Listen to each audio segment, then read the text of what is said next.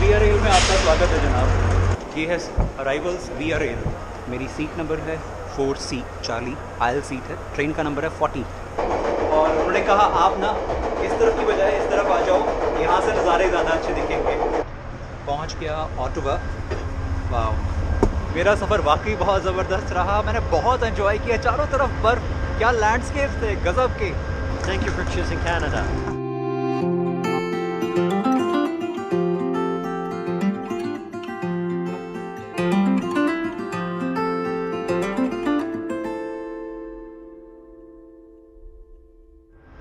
सारे के सारे लोग चले गए अंदर और मैं अपनी फ़ोटो खींचने के चक्कर में और आपसे बात करने के चक्कर में लगा हुआ था। काफ़ी सारे लोग तो वहाँ पहले वाले स्टेशन पे उतर गए थे जो आउटस्कर्ट्स में है ऑटोवा के। और ये है मेन बिल्डिंग इस स्टेशन की। छोटा सा स्टेशन है, मतलब इस देश की राजधानी का स्टेशन है ये। मुझे विश्वास नहीं हो रहा है कि ये एक देश की कैपिटल का रेलवे स्टेशन हो सकता है। नई दिल्ली, पुरानी दिल्ली, बॉम्बे सेंट्रल, हावड़ा, उनके कंपैरिजन में ये स्टेशन एंड काफ़ी है। अब मेरे कानों पे असर हो रहा है, अंदर जा रहा हूँ फटाफट। हाय, वरुण। ये स्टेशन पे पहुंचने के बाद शहर तक कैसे जाना है, डाउनटाउन सिटी सेंटर तक। सबसे पहले तो स्टेशन आपको दिखा दूं। 1867 में ये देश आज़ाद हुआ था। 1967 में 100 साल पूरे हुए थे। 2017 में 150 साल पूरे हुए थे। और 2017 में इस स्टेशन के आसपास और पूरे ऑटोवा, क्योंकि राजधानी है, बहुत बड़ी बड़ी सेलिब्रेशंस हुई थी। हालांकि अब मैं स्टेशन की हिस्ट्री थोड़ी सी बताऊं तो ये स्टेशन करीब 60 साल पुराना है, 60 ईयर्स। छोटा सा स्टेशन है। यहाँ से बाहर वहाँ उस तरफ रोड है, बस जाती है। करीब शायद आधा घंटा लगेगा, 3.5 कैनेडियन डॉलर्स लगेंगे सिटी सेंटर तक पहुँचने के लिए। बाकी ऊबर और लिफ्ट, यूएस में और कनाडा में ऊबर और लिफ्ट आपको हर जगह मिल जाएगी। रेगुलर टैक्सी तो खैर है ही। बाहर आ गए।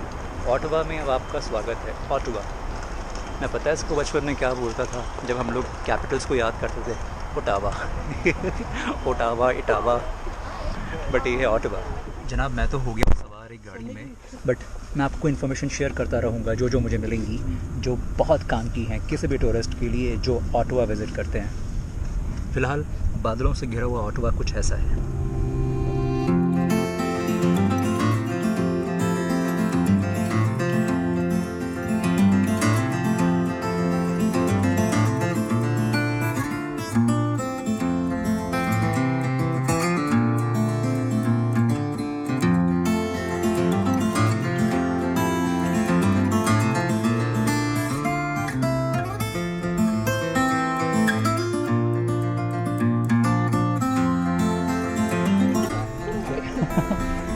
ये है 44 नंबर की बस, 44 नंबर की बस। अब इसकी रिलेवेंस मैं आपको बताता हूँ क्या है। हम हैं ऑटोवा में। ऑटोवा कैपिटल सिटी है, मगर ऑटोवा दिल्ली गाज़ियाबाद, दिल्ली फरीदाबाद, दिल्ली गुड़गांव ऐसा ही है। ऑटोवा गैटिनो, ऑटोवा गैटिनो 2 शहर हैं जिनको बीच में से एक रिवर बांटती है। उसका नाम है, what's the reverse name? Ottawa River. Ottawa river. Okay, तो जो नदी है इन दोनों शहरों को बांटती है वो है Ottawa. Basically Ottawa capital city है, मगर गैटिनो को भी हम शामिल करते हैं बड़े से इस रीजन में। और बस ऑटोवा बेसिकली पड़ता है, प्रोविंस का नाम है ओंटारियो, जिसमें टोरंटो भी था, लेकिन गैटिनो है क्यूबेक प्रोविंस में। एक बड़ी इंपॉर्टेंट इन्फॉर्मेशन तो मैं आपको देना भूल ही गया। पता है ये इस देश की राजधानी, ये जो कनाडा देश की जो राजधानी की जो पॉपुलेशन है वो कितनी है? 1 मिलियन, सिर्फ 10 लाख लोग। और मैं कंपैरिजन कर रहा हूँ इसको अपने दिल्ली से। दिल्ली में मालूम है कितने लोग रहते हैं? 19 लाख नहीं, 19 million people in Delhi. 19 million people, करीब 2 करोड़ के आसपास हैं, और यहाँ सिर्फ 10 लाख हैं। और ये सारी की सारी इन्फॉर्मेशन मुझे मालूम है कौन दे रहा है। स्टेशन पे उतरने के बाद में सबसे पहले हमको रिसीव किया और जो सारी इन्फॉर्मेशन दी हैं वो मेरे आगे मोहतरमा बैठी हुई हैं ऑटोवा टूरिज्म से। मैं आपको उनसे मिलाता हूँ। Hi, welcome to Ottawa. Can you please pronounce your name once? My name is Jantine. I'm with Ottawa Tourism. Thanks a lot. Thank you for everything. Thanks for coming. My pleasure. Thank you for coming.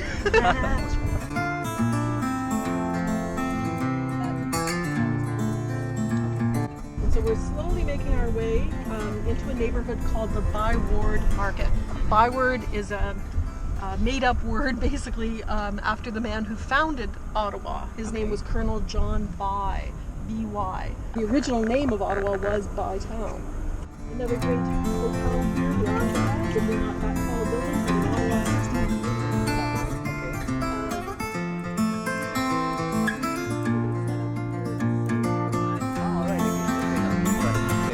ये है बायवर्ड market, landmark के पास में। थोड़ा सा उस तरफ जाएंगे ना, राइट और जाएंगे तो मैंने इंडिया कैफ़े देखा था, वहाँ पर आपको देसी खाना खाने को मिल जाएगा। एक बात तो ज़रूर है, यहाँ टेम्परेचर इस वक्त पता नहीं कितना है, लेकिन हवा नहीं चल रही है, इस वजह से ठीक लग रहा है। ठंडक है मगर कान ठीक है इस वक्त। नेशनल गैलरी ऑफ कनाडा के एंट्रेंस में ये है। बहुत सारे लोगों को ये चीज़ पसंद नहीं होगी, मगर जब ये इस तरीके से दिखती है ना आर्ट गैलरीज़ के बाहर, तो पता नहीं क्यों अच्छी लगती है। हालांकि हो सकता है आप में से काफ़ी लोगों को ये अभी भी अच्छी ना लग रही हो मेरी तरह। बट जो भी है, आर्ट होती है। आर्ट एक ऐसी चीज़ है जो किसी को पसंद आती है, किसी को नहीं आती है। यही रीज़न्स होते थे कि साइंस और मैथ्स पढ़ने वाले अक्सर 100 में से 100 ले जाते थे, और हम हिंदी और इंग्लिश वाले, क्योंकि ह्यूमैनिटीज़ आर्ट से जुड़ा हुआ है हिसाब किताब, तो बड़ा सब्जेक्टिव होता है। किसी को वो चीज़ देखने में अच्छा लगता है, किसी को नहीं लगता है। मेरे ख्याल से जैसा भी है, जैसी भी है, चाहे वो फिल्म है, चाहे कोई स्कल्पचर है, चाहे कुछ भी है, अप्रिशिएट कर देना चाहिए। बहुत अच्छा है, क्या मकड़ी बनाई है। क्योंकि कैपिटल सिटी है कनाडा की, बहुत सारे म्यूज़ियम्स हैं। ये है आर्ट म्यूज़ियम नहीं, बेसिकली गैलरी है। तो ये है नेशनल आर्ट गैलरी बोल सकते हैं, but official name is National Gallery of Canada. National gallery of Canada, जो कि आर्ट से जुड़ी हुई है।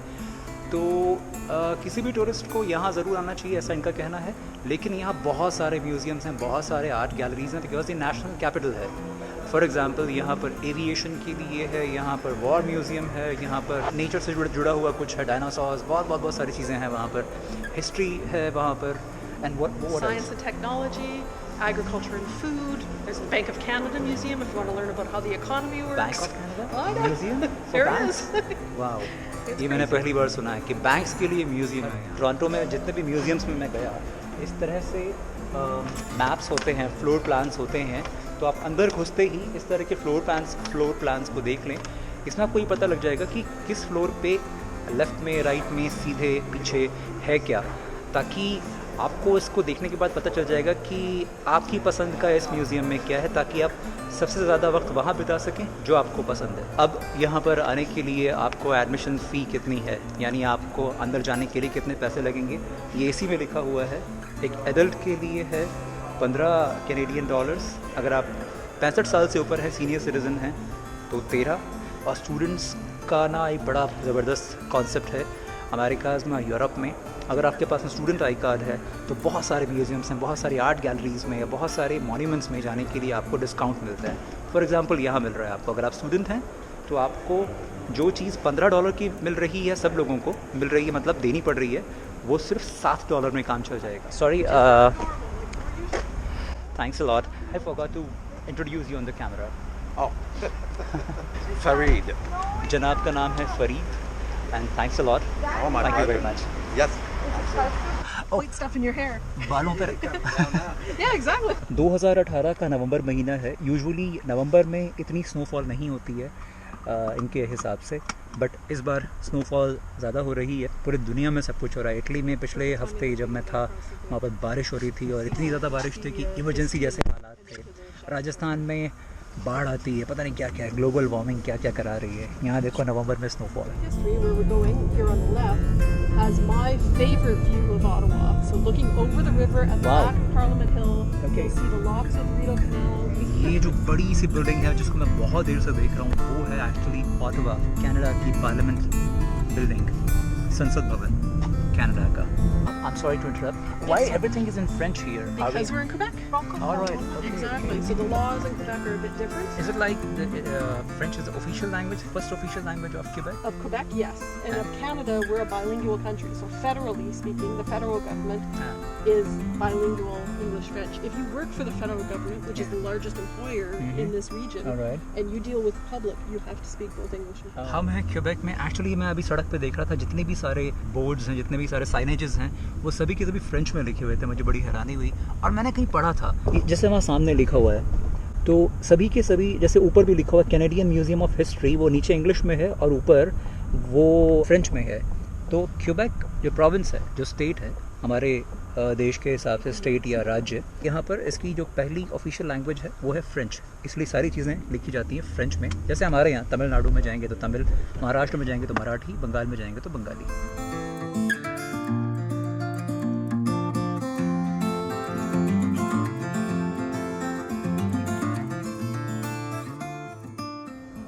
ये है ऑटवा नदी, ऑटवा रिवर। हम हैं इस वक्त क्यूबेक में, क्यूबेक प्रोविंस में, क्यूबेक सिटी में नहीं है। सिटी यहाँ से और 500 किलोमीटर दूर है। जैसे 500 किलोमीटर दूर के आसपास है टोरंटो, तो उतना ही दूर है।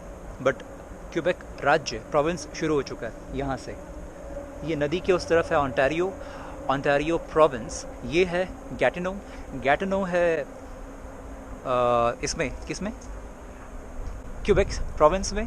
ठंड हो रही है ना, सारे कनेक्शन गड़बड़ा रहे हैं। So are these the red buses? Okay, OC transport. Exactly. अब बेसिकली मैं आपको थोड़ा सा पब्लिक ट्रांसपोर्ट यहाँ पर कैसा है थोड़ा सा इंट्रोड्यूस कर दूँ मैं। OC ट्रांसपोर्ट यहाँ के लोकल ट्रांसपोर्ट सिस्टम का नाम है, जिसकी बसेस हैं। $3.5 लगेंगे अगर आप यहाँ पर एक टिकट लेंगे एक राइड के लिए, लेकिन जो डे पास है वो पड़ता है करीब $10 का। यानी अगर आपको 3 से ज़्यादा बार यात्रा करनी है इन बसों में तो बेहतर है आप उस लोकल पास को ले लें, जो कि $10 के आसपास पड़ता है। ज़्यादातर अट्रैक्शंस ऑटवा में ही हैं। ये पार्लियामेंट बिल्डिंग का एक हिस्सा है। ये है सेंटेनियल प्लेन और उसके पीछे है Peace Tower, Parliament of Canada. Natural gas और पानी। 100 साल पूरे हुए थे कनाडा को आज़ाद हुए 1967 में, तब ये जो फ्लेम है इसकी शुरुआत हुई थी। एक टेम्परेरी सा स्ट्रक्चर बनाया था इसको सरकार ने, लेकिन लोगों ने कहा कि इसको परमानेंट रखना है हमें, क्योंकि ये हमारी शांति और हमारी नेशनल वैल्यूज़ से जुड़ा हुआ है। जनता खड़ी हुई है यहाँ पर फ़ोटो खिंचवाने के लिए। फिलहाल मुझे चलना चाहिए यहाँ से। बहुत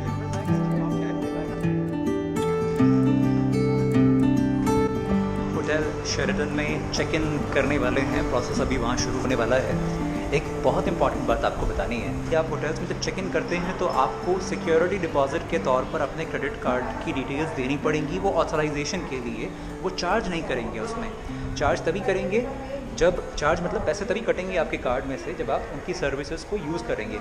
एक तरीके से आप मान के चलें कि सिक्योरिटी डिपॉजिट है वो। तो यही चीज़ मेरे साथ नायग्रा में हुई थी, होटल शेरेटन में। यही चीज़ मेरे साथ टोरंटो में हुई थी, होटल चेल्सी में। और अब शेरेटन में वापस आ गए हैं यहाँ ऑटवा में। सभी जगह पर क्रेडिट कार्ड मांगा, लेकिन अगर आपके पास में क्रेडिट कार्ड नहीं है तो उस केस में आप कैश भी दे सकते हैं। तो नायग्रा में तो चल गया था, चेल्सी में नहीं चला। वहाँ पर $150 देने पड़े थे और यहाँ मुझे $100 दे के काम चल जाएगा। तो ये जो आप $100 देंगे इसकी रिसिप्ट आप ज़रूर ले लीजिए, और जब आप चेकआउट करते हैं, जब आप बाहर जाते हैं तो आपको वो पैसे वापस मिल जाएंगे। मगर याद रखना पड़ेगा आपको, भूलना मत, नहीं तो पैसे यहीं रह जाएंगे। $100 मतलब करीब 5,500 रुपये के आसपास, कैनेडियन डॉलर्स।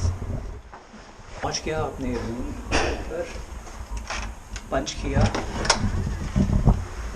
वाह, ये थोड़ा डिफरेंट है और होटल्स के रूम से थोड़ा सा डिफरेंट है और अच्छा लग रहा है।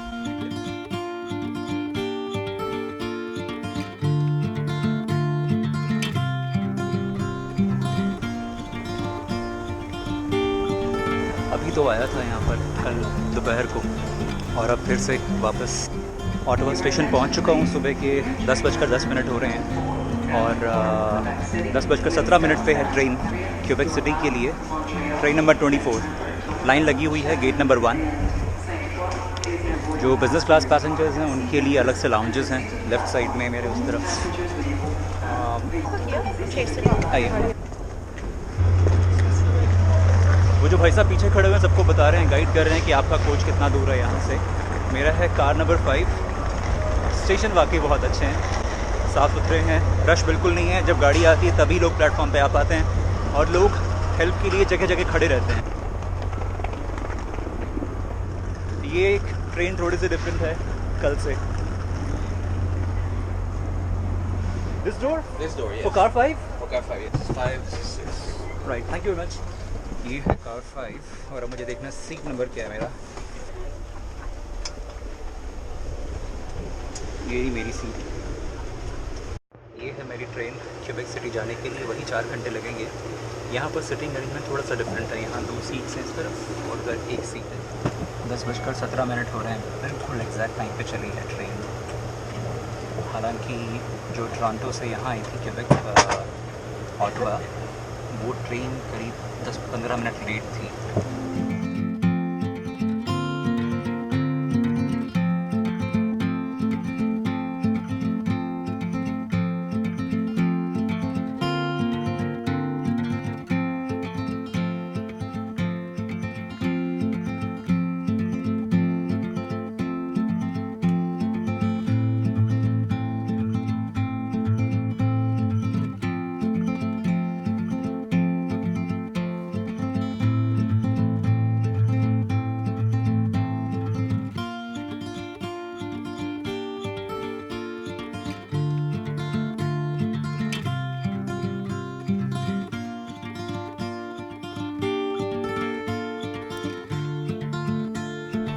ये है मॉन्ट्रियल स्टेशन। 10:17 पे चले थे और अब 12:18 हो रहे हैं। 2 घंटे हो गए चलते हुए। मॉन्ट्रियल पहुंच गए हैं। क्यूबेक प्रोविंस का सबसे बड़ा शहर है और इस देश का, कनाडा का दूसरा सबसे बड़ा शहर पॉपुलेशन वाइज। पहला है टोरंटो।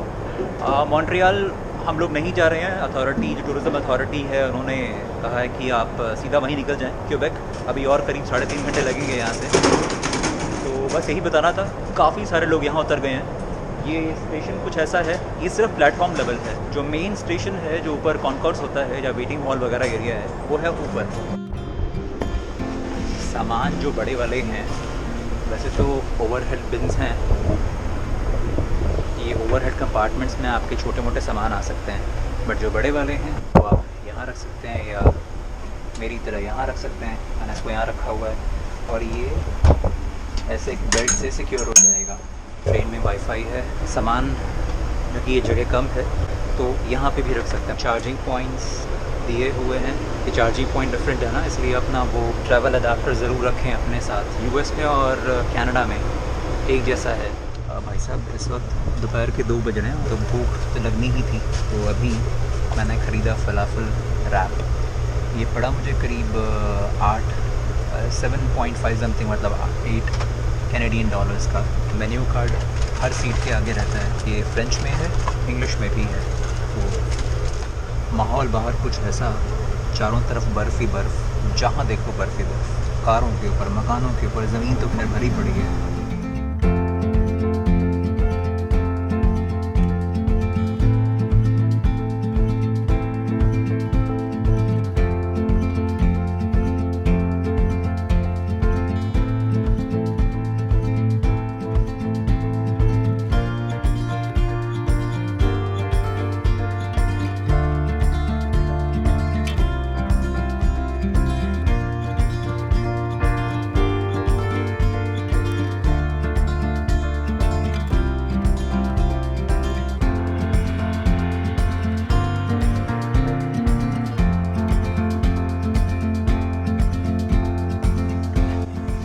शाम के 4:30 बजे बाहर हो चुका है अंधेरा और मैं पहुंच गया हूं क्यूबेक। मेरे इस स्पॉन्सर ट्रिप का ये लास्ट शहर है। नायग्रा, टोरंटो, ऑटवा और क्यूबेक सिटी। और इसके बाद मेरा सफ़र हो गया है ख़त्म। लेकिन आगे कुछ और भी है। 7 दिन मैं अपने तरीके से घूमूंगा, ऐसा फ़िलहाल मेरा प्लान है। बाकी देखते हैं आगे क्या होगा। Thanks a lot, thank you very much.